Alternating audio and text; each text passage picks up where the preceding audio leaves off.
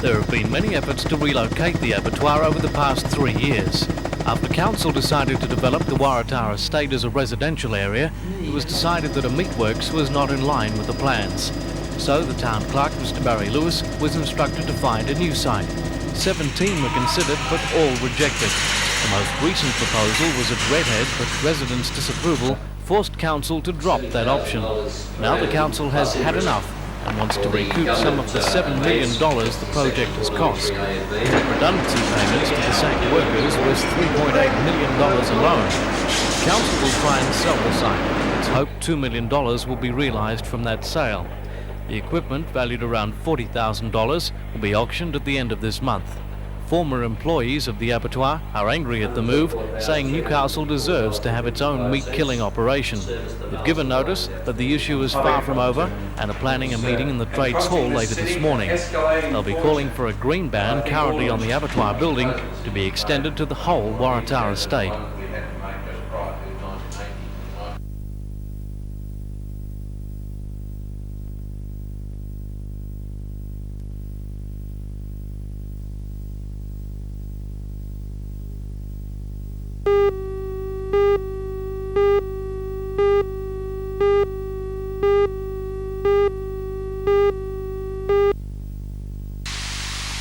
Before the meeting, some aldermen were planning to put to council that the inquiry still take place. There have been criticisms of the accounting system in the council and claims of inefficiency in the outdoor staff. This resulted in the town clerk, Mr. McIndoe, calling for a stop to open criticism of staff.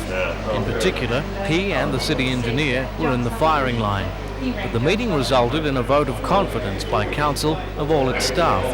Some aldermen claim this is a purely cosmetic move, but the Mayor, Alderman Ron Walsh, is satisfied with the result. Certainly there's been a lot of balm on the wounds, and in my opinion they have healed, and there'll be no recurrence of any wounds at all.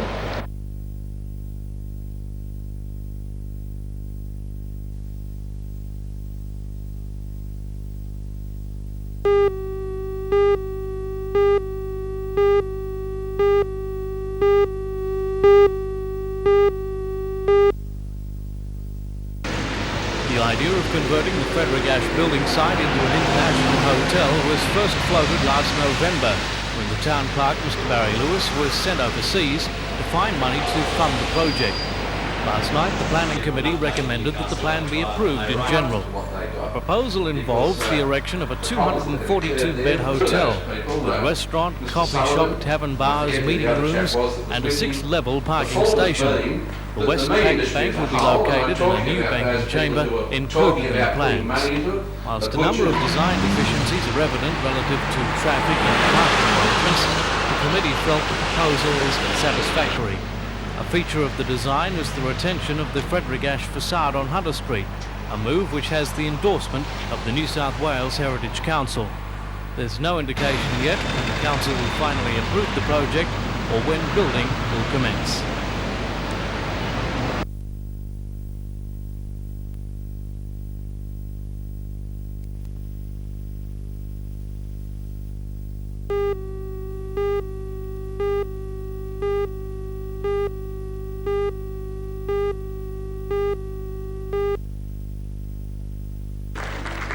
The CWA. It's an organisation which has been in operation for the past 60 years. It's considered by many to be the epitome of the quiet achiever, for throughout its history it has lobbied for such changes as the introduction of baby health centres and increased social security benefits. One of the association's main problems is attracting new, younger members. This year's winner of the Hunter River Group's Country Woman of the Year, Mrs. Jane Losey from Cessna. Why did you join the CWA? Do you think that more young women should join? Definitely. CWA has a lot to offer for the younger women today.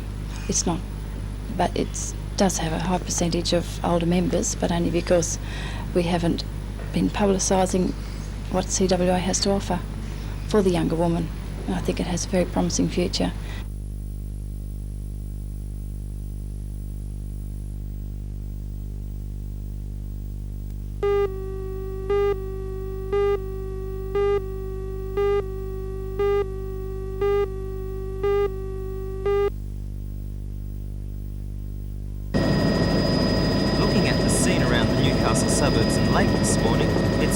remember that we are drought-stricken. Though patchy, the rain has also been extremely heavy. For the 24 hours up to 9 o'clock this morning, Newcastle received 42.4 millimetres. Morisset, meanwhile, has recorded a huge 132 millimetres for the same period. Rathmines Park and Dora Creek have both suffered overnight flooding. The rain has been bad news for the organisers of this weekend's Toronto Trade Fair. Here the showers have done more than just dampen the dust, they've turned the whole area into a small lake. This lone house near the Araring power station is awash, and several roads in the Dora Creek area have been partially cut, slowing traffic to a crawl. While the drought may have ended in the suburban gardens, it's a different story up the valley. Maitland has received some good falls this morning, but in the rest of the viewing area, rain has been light and patchy.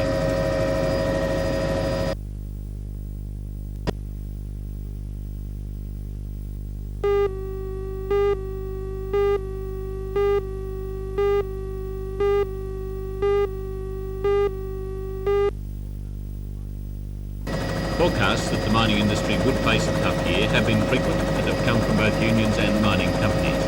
But the sudden announcement that Delta Colliery near Maitland is to close, with the loss of 93 jobs, has still sent a shockwave through the Hunters mining industry, creating concern particularly for those who work in underground mines. Price cuts being sought by Japanese buyers in the current round of talks make it clear that many underground mines cannot be operated profitably. The whole issue is complicated by the bans imposed by 4 mining unions on new projects, which could offer some employment. The Drayton project has attracted wide publicity, but it's possible that the move to introduce a second shift at Torres, provide another 34 jobs, could also suffer the same bans affecting Drayton. Given the present state of the Hunter Valley mining industry, it seems incredible that any coal ship should be leaving Newcastle without a cargo. Yet that's what's happening with the San Nicholas, a ship that's been here since February the 19th, waiting to load 17,000 tonnes of coal. Today it leaves with its hold still empty, because that coal was to come from the Drayton Open Cut, the project that's still banned by 4 of the 5 major mining unions. While the ship was here, Drayton management tried to interest the Japanese buyer in taking coal from some other Hunter Valley mine, but the buyer was adamant. If he couldn't get the coal for which he'd contracted from Drayton, then he didn't want any Hunter Valley coal. And today the ship sails for Brisbane, where it will load 17,000 tonnes of Queensland coal.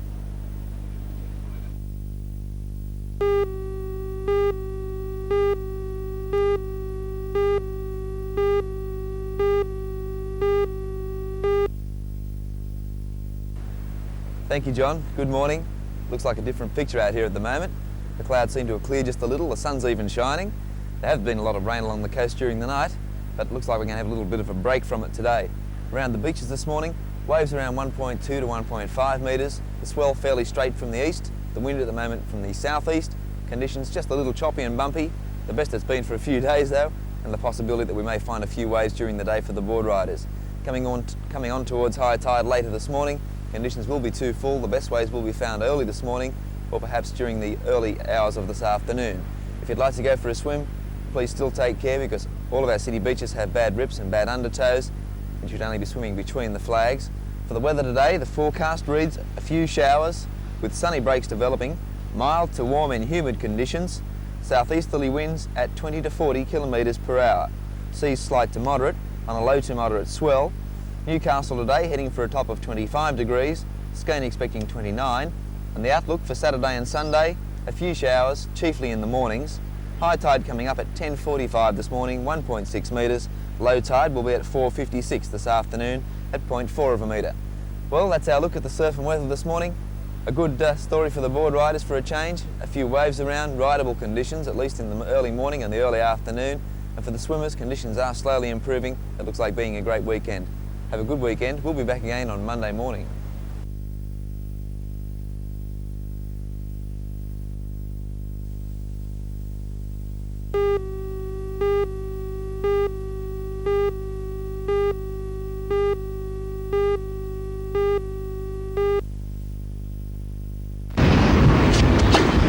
Tournament's number 1 seed John Frawley moved through to the quarterfinals with a 6-3, 6-3 victory over Garth Haynes. Wayne Hanson proved to the Institute of Sport star Mark Craftsman that it's tough on the pro circuit with a 6-3, 6-love victory over the junior. Breck Rings was also a good winner over Scott Bondurant, 6-3, 6-3 to move through to the quarterfinals. And Brett Edwards easily accounted for Anthony Berg, 6-4, 6-1. But the match of the day was between Graham Riddle and Peter Carter, with Riddle winning 4-6, 6-4, 6-4. The quarterfinals will be played tomorrow morning, plus the semis in the afternoon, and the final on Sunday.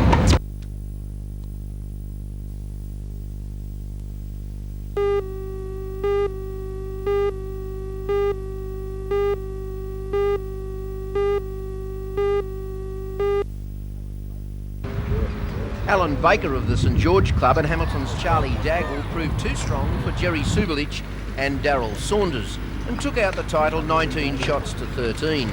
The former state player, Baker, played great bowls all week and received first-class assistance from Charlie Daggle, who's been a leading sportsman in this area all his life. They remained unbeaten in the tournament. Third place went to Bob King of Katara and John Wright of Hamilton, who beat Ron Annan and Terry Webster in the playoff.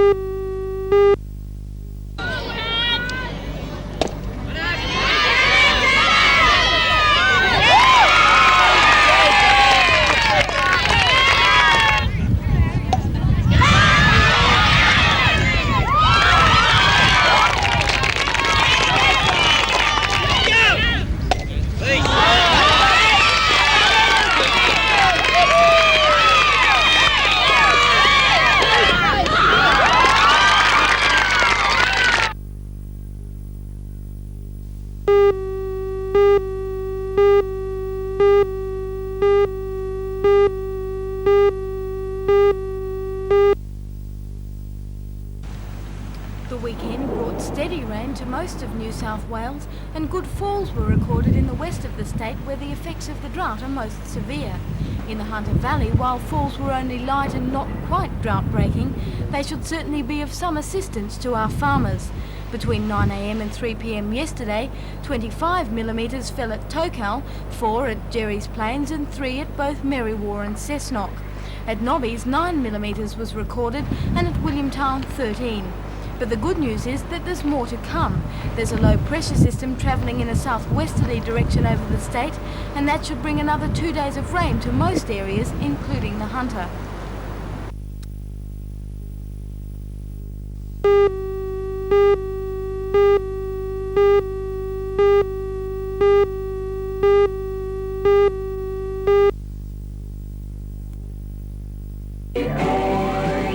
The cold, wet weather made last night perfect for watching television, and that's exactly what Mr. and Mrs. Hadley were doing when the announcement was made on NBN that they were the lucky winners of the brand new cars from Toyota. No sooner had the NBN crew arrived when the phone started to ring. Just nervous, Family and friends, that's all. it seems, were all eager to offer their congratulations. For Once the couple had recovered from the initial shock of having a television crew arrive at their home, they relaxed and began to celebrate in earnest. In the true Scottish tradition, it was whiskey all round. Then Mr. Hadley showed us the NBN birthday card that has brought him and his wife so much luck. Winning the competition, the couple won a microwave oven. Mrs. Hadley, who said she had been glued to the television all day, said she just couldn't believe it when she heard her name called out as the winner of the 2 cars. Very happy and thrilled. You surprised? Oh, definitely surprised. Well, very surprised, but a kind of inner feeling, you know. And is this the first major prize you've ever won in a competition? It is, miss. It is. And what about the car you're driving now? What's that one like? Oh, I like the Corolla. Toyota. Be nice to have a new one though. Oh yes, for sure. And do you both drive? No, just me. You're going to learn to drive now, Mrs. Hadley? Do you think? I have to have some tranquilizers first.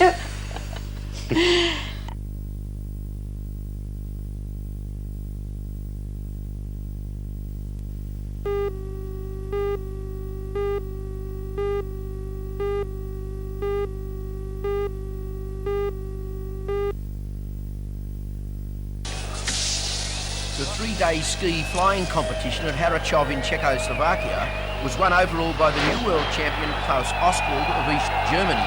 who also had the best combined figures on the final day. His two-jump total of 361 metres gave him first place. Matti Nikkanen of Finland finished second with a 355-metre total, with Charlotte of Austria third with 354. Phil Maher of the United States has added the giant slalom to his overall World Ski Cup crown by winning the third successive event at Furano in Japan. He had a combined time of 2 minutes 35.20 for his two runs down the 111 gate course, which has a drop of 400 metres. Former European soccer champions Nottingham Forest were beaten 2-0 by Ipswich Town at the weekend in English First Division soccer.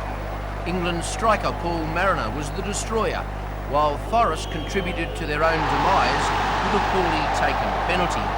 Mariner got one in each half, both with brilliant headers.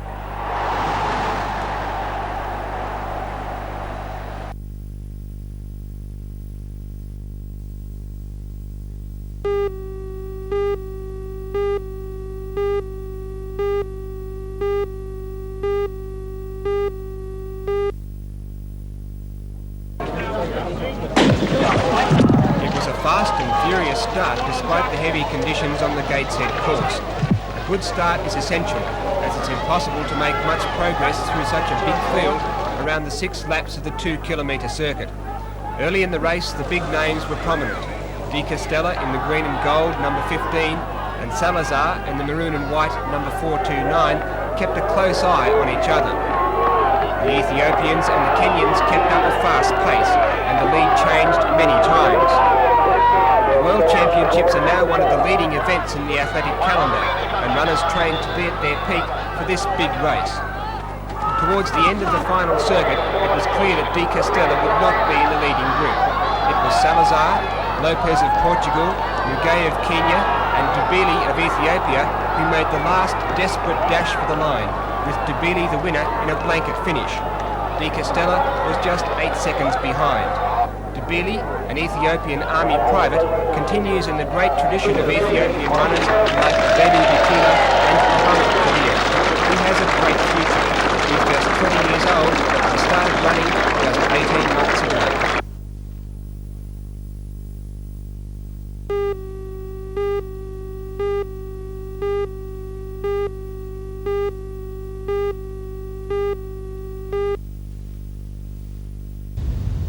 BHP broke the bad news to officials of mining unions today at a meeting which was described as quiet. The retrenchments were not entirely unexpected, given BHP's own reduced demand for coking coal and a lack of overseas customers. At John Darling, for instance, where there are 64 retrenchments, no coal is being mined for BHP's own use. Present output is all scheduled for export as steaming coal. Stockton Borehole, where a new washery has just been constructed, is also in trouble. 94 jobs will go there, while another 12 staff will be sacked from BHP's central primary zones. Ironically, alongside Stockton Borehole Hungary, the new quarry mine is being developed, with a major investment in long-haul mining machinery. But according to BHP, this is right. It has been less productivity to improve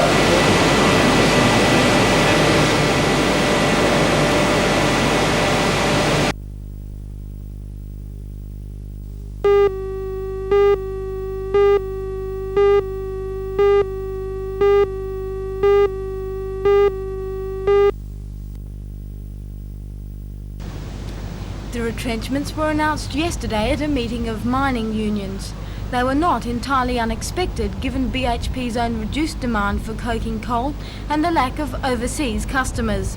At John Darling, where 64 miners are to be retrenched, no coal is being mined for BHP's own use. All output is export steaming coal. Stockton Borehole is also in trouble. 94 workers are to be sacked there, and a further 12 staff will go from BHP's Central Colliery office.